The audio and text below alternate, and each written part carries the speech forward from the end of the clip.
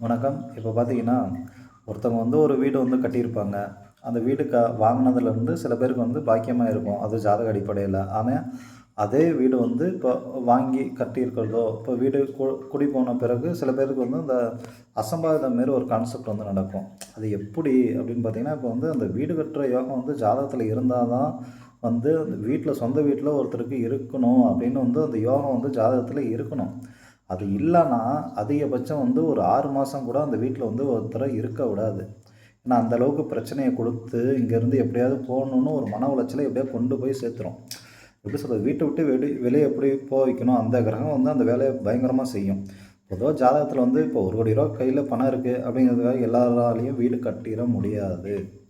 இது ஒரு கான்செப்ட் இருக்கு. உங்க ஜாதக அடிப்படையில அந்த அம்சம் இருக்கான்னு பார்த்துட்டு வீடு அம்சத்த கட்டிங்க. இப்போ பூர்வீக சொத்து இருக்கும். ஆனா சம்பாரிச்சு சொந்த வீடு கட்டுற யோகம் எல்லாத்துக்கும் இருக்காது. நன்றி.